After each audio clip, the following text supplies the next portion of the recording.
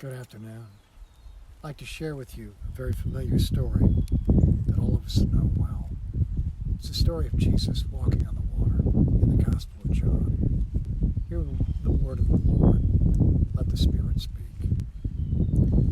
When evening came, Jesus' disciples went down to the lake. They got into a boat and were crossing the lake to Capernaum. It was already getting dark, and Jesus hadn't come to them yet. The water was getting rough because a strong wind was blowing. When the wind had driven them out from about 3 or 4 miles, they saw Jesus walking on the water. He was approaching the boat, and they were afraid.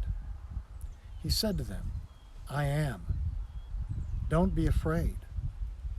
Then they wanted to take him into the boat, and just then, the boat reached the land where they had been heading.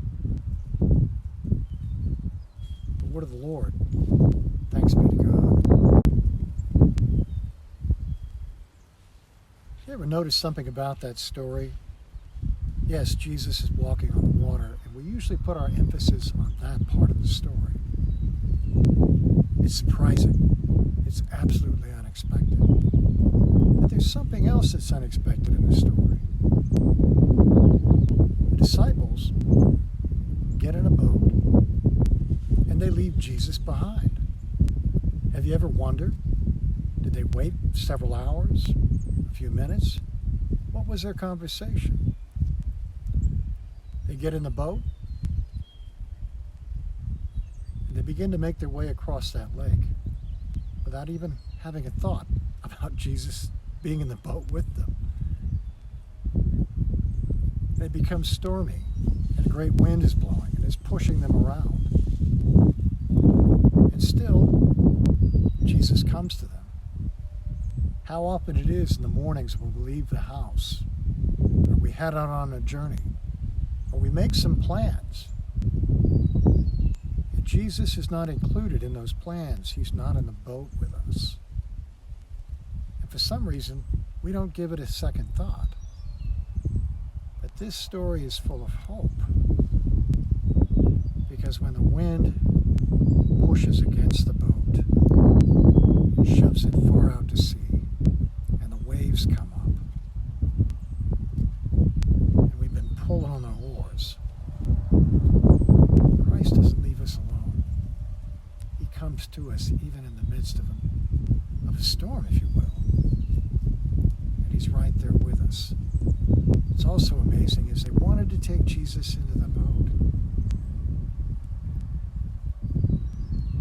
But as he got there where they weren't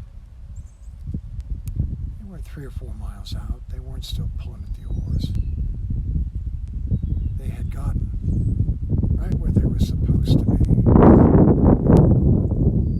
I'm so grateful for such grace, to know that Christ is with us, his disciples, no matter the weather, no matter the chop of the sea in this life. Even if we set out alone, Christ is going to come and be with us. I think it's important to have Jesus in the boat all the time. But on those times when we start out on our own, we find ourselves in hard sailing, Christ will come to us in surprising, fantastic ways. This is something